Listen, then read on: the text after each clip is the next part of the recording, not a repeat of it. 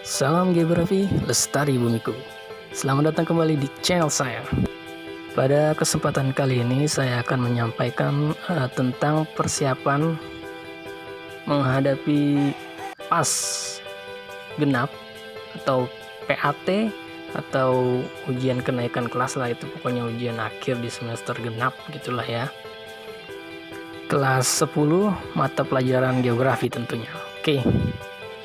Untuk penilaian akhir tahun atau penilaian akhir semester atau ujian kenaikan kelas, setiap guru punya materi yang diujikan yang berbeda-beda. Pada kesempatan kali ini saya akan menyampaikan persiapan untuk menghadapi ujian akhir di semester genap ini yang umum saja ya. Kalau yang umum saja artinya materi yang diujikan itu adalah materi yang umumnya dibahas di semester genap. Materi yang umumnya dibahas di semester genap yaitu pada kelas 10 geografi, yaitu biasanya ada materi dinamika litosfer dan dampaknya terhadap kehidupan, dinamika atmosfer dan dampaknya terhadap kehidupan, dan dinamika hidrosfer dan dampaknya terhadap kehidupan.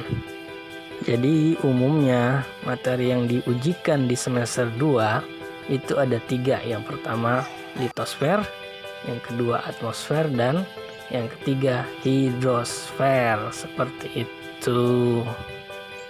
Ini sesuai dengan kurikulum 2013 yang terbaru ya.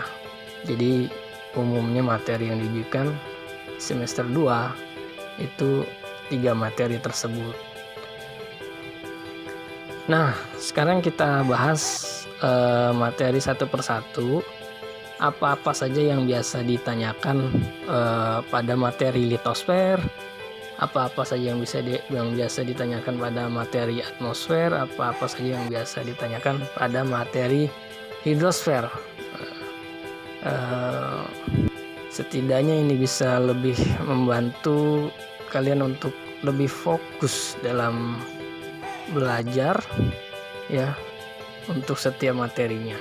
Sekarang akan kita bahas dulu yang materi litosfer. Apa saja yang biasa ditanyakan di materi litosfer? Yang pertama itu biasanya ada tenaga endogen dan eksogen. Yang ditanyakan itu biasanya fenomena atau bentuk muka bumi apa yang terbentuk akibat tenaga endogen dan eksogen, seperti itu. Tenaga endogen itu kan bisa menyebabkan vulkanisme dan tektonisme ya. Jadi bisa juga ditanyakan dampak atau bentuk muka bumi akibat vulkanisme dan tektonisme, itu contohnya di mana, misalnya kayak gitu. Kalau tenaga eksogen bisa aja ditampilkan contoh gambar bentuk muka bumi, nah itu akibat tenaga eksogen apa gitu. Tenaga eksogen juga bisa ditanyakan mengenai misalnya jenis-jenis erosi ya. Misalnya jenis erosi berdasarkan zat pelarutnya, ada erosi apa aja kayak gitu. Oke, next. Selanjutnya yang sering ditanyakan di materi litosfer itu mengenai lempeng. Nah, karena kita di Indonesia biasanya ya lempeng-lempeng yang ada di Indonesia, pelajar itu buka Google-nya, lihat gambarnya tuh itu ada 3 lempeng. Misalnya lempeng Indo-Australia, di atas lempeng Indo-Australia itu ada pulau apa aja, batasnya itu di mana. Nah, itu yang harus diperhatikan. Di situ akan terbentuk apa, misalnya ada terbentuk palung Jawa kah, itu antara perbatasan lempeng apa dengan lempeng apa, kayak gitu. Tapi lempeng dunia juga perlu dipelajari ya. Kalian bisa lihat ada lempeng apa aja di dunia ini. Ada lempeng Afrika, ada lempeng Amerika. Tapi yang biasa ditanyakan memang lempeng-lempeng yang terdapat di Indonesia, yaitu 3 lempeng dunia yang terdapat di Indonesia, yaitu Eurasian Plate atau lempeng Eurasia, ada lempeng Indo-Australia, dan lempeng Pasifik. Nah, itu dipelajari tuh lempeng-lempeng itu tuh ya. Batasnya apa aja, wilayah di atas lempeng itu ada wilayah apa aja tuh. bisa dicek di Google. Oke. Siap. Oke, next ya, selanjutnya yang sering ditanyakan di materi litosfer adalah tentang gunung api. Biasanya itu yang umum itu bentuk gunung api maar, bentuk gunung api perisai, bentuk gunung api kerucut. Nah, itu kayak gimana sih? Kenapa bisa jadi kayak gitu sih? Nah, kemudian bahan-bahan gas yang dikeluarkan gunung api. Maksudnya bahan-bahan yang dikeluarkan gunung api itu ada gas, ada padat, ada cair. Nah, misalnya bahan gas yang dikeluarkan gunung api itu apa aja? Nah, itu kalian bisa cek lagi, buka catatan, buku-bukunya, dibaca lagi. Atau kalau mau cepat langsung aja Google. Oke, selanjutnya masih dalam materi litosfer yang sering ditanyakan yaitu tentang siklus batuan. Nah, ini siklus batuan juga sering ditanyakan dalam materi litosfer ini. Jadi buka lagi bukannya tentang siklus batuan, awal mula batuan dari apa, kemudian menjadi apa, itu mengalami apa, terus menjadi apa, terus mengalami apa, terus menjadi apa, terus mengalami apa, terus menjadi apalah. Begitu seterusnya. Oke, namanya juga siklus tuh, muter terus. Nah, selain siklus batuan juga ada jenis batuan yang sering ditanyakan. Misalnya jenis batuan yang bernilai ekonomi tinggi itu batuan apa saja. Nah, kalian bisa buka lagi bukunya untuk mau tahu itu, atau kalau mau cepat tinggal Google. Contoh pertanyaannya itu misalnya batu kerikil dengan batu marmer, itu yang lebih mahal yang mana? Tentunya kalian bisa jawab itu ya. Oke, next, selanjutnya masih dalam materi litosfer yang sering ditanyakan. Tadi udah ada tenaga endogen, eksogen, terus gunung api, lempeng, siklus batuan. Nah, jangan lupa, jangan ketinggalan yang termasuk juga ke dalam materi litosfer ini adalah yaitu pedosfer, tanah. Nah, tanah juga sering ditanyakan dalam materi litosfer. Tanah itu yang sering ditanyakan nih, catatnya faktor-faktor pembentuk tanah. Nah, buka lagi tuh bukunya, catatannya tentang faktor-faktor pembentuk tanah apa aja. Kemudian bahan-bahan penyusun tanah, ada bahan organik, ada bahan anorganik. Bahan organik penyusun tanah itu apa aja. Kemudian jenis tanah, apa itu jenis tanah aluvial, terbentuk karena apa. Apa itu jenis tanah organosol, terbentuknya karena apa, biasa terbentuk di mana tuh.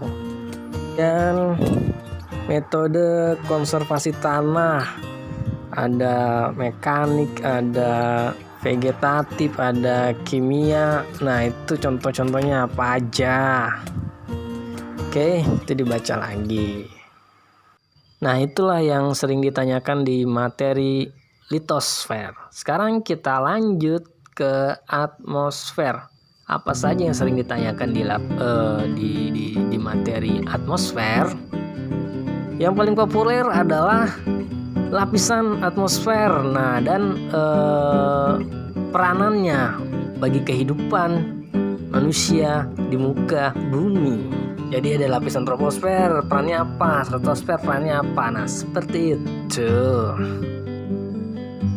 Kemudian yang sering ditanyakan di materi atmosfer itu ada misalnya unsur-unsur cuaca dan iklim. Itu apa aja sih unsur-unsur cuaca dan iklim? Nah, kemudian tentang klasifikasi iklim ya, ada klasifikasi iklim ya. Misalnya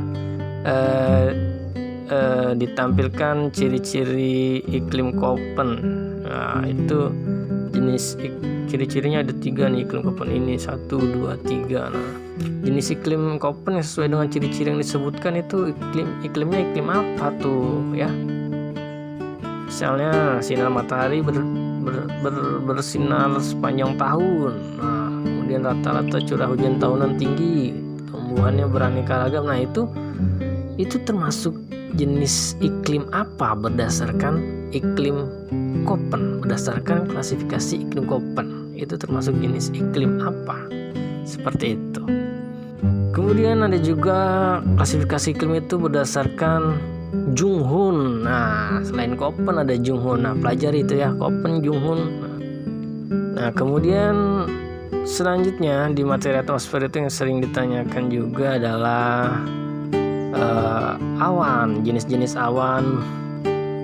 Itu ada awan apa saja, nimbus itu kayak gimana, awan yang bagaimana, cumulus itu yang bagaimana, seperti itu. Lanjut lagi ada jenis-jenis hujan, misalnya tampilkan proses terjadinya hujan, ditampilkan gambarnya tuh. Nah, itu termasuk hujan apa, orografis kah, frontal kah, atau zenital kah? Coba cek lagi gambar hujan orografis itu kayak gimana, diingat-ingat lagi hujan frontal itu kayak gimana ya, diingat-ingat lagi gambarnya kayak gimana. Oke, sehingga nanti sangat mudah untuk menjawab jika muncul pertanyaan seperti itu. Hujan orografis kayak gimana, hujan frontal kayak gimana, seperti itu. Simpel aja sih kalau materi atmosfer, jadi kayak lapisan aja. Lapisan atmosfer itu bisa jadi beberapa pertanyaan, jadi tolong pahami betul-betul ya. Jenis awan, jenis hujan itu juga bisa menjadi beberapa pertanyaan ya. Lanjut kita sekarang ke materi hidrosfer. Apa saja yang sering ditanyakan? Apa saja ya yang sering ditanyakan di materi hidrosfer? Kalau tadi di atmosfer ada di litosfer ya, di litosfer ada siklus batuan. Nah, di materi hidrosfer ini ada siklus hidrologi. Nah, ini juga bisa jadi beberapa pertanyaan. Kalian harus pahami betul-betul istilah-istilah dalam siklus hidrologi. Tolong dipelajari betul-betul. Selanjutnya di materi hidrosfer apa lagi yang sering ditanyakan selain siklus hidrologi itu? Hidrologi cycle, asik. Yang sering ditanyakan selain siklus hidrologi itu ada pola aliran sungai itu ya. Jadi pola aliran sungai itu sering ditanyakan juga, sering keluar tuh. Kalian perhatikan gambarnya, gambar kayak gini itu berarti itu namanya pola aliran sungai apa. Terus yang terbentuknya di daerah landai misalnya itu polanya namanya apa. Selanjutnya yang sering ditanyakan di materi hidrosfer adalah mengenai zona laut. Zona laut berdasarkan kedalamannya. Nah, ada zona neritik, ada zona litoral. Nah, lain-lain itu pelajari itu kedalamannya berapa meter kayak gitu. Kemudian ciri-cirinya kayak gimana, neritik apakah bisa ditembus cahaya matahari atau sudah tidak bisa tembus cahaya matahari ya, seperti itu. Oke, itulah beberapa pertanyaan yang sering ditanyakan pada materi litosfer, hidrosfer, atmosfer ya. Jadi pertanyaan-pertanyaannya seperti itu. Jadi tolong diulas lagi, dibaca lagi, buka lagi buku catatannya, buka lagi Google, buka lagi buku cetaknya, buku referensinya untuk dipelajari seperti yang kita bahas tadi. Oke, jadi tetap kalian harus pelajari semua, jangan menganggap enteng walaupun cuma 3 materi di sini. Tapi kalau kalian nggak pelajari lagi ya itu sama aja, itu akan menjadi kesulitan buat kalian nanti dalam menjawab soal. Jadi sekali lagi harus kalian ulas lagi, kalian ulas kembali lagi. Oke, saya rasa cukup sekian ya ulasan kita mengenai apa saja sih yang biasa ditanyakan dalam ujian kenaikan kelas 10 mata pelajaran geografi atau pas semester genap atau namanya penilaian akhir tahun. Nah, ya biasanya memang yang ditanyakan 3 materi itu, litosfer, hidrosfer, dan atmosfer, dan itu sesuai dengan kurikulum 2013 yang terbaru ya. Kalau memang waktu menyelesaikan pembelajaran sesuai ya memang semester 2 harusnya 3 materi itu yang dibahas, tapi berbeda-beda setiap guru ya, itu terserah kepada gurunya masing-masing. Jadi umumnya berdasarkan kurikulumnya memang 3 materi saja, 3 materi saja di semester 2 itu ya, litosfer, atmosfer, dan hidrosfer. Oke, saya rasa cukup sekian. Mohon maaf kalau ada kata-kata yang salah atau keliru atau kurang tepat. Saya Kerry, selamat berjumpa kembali.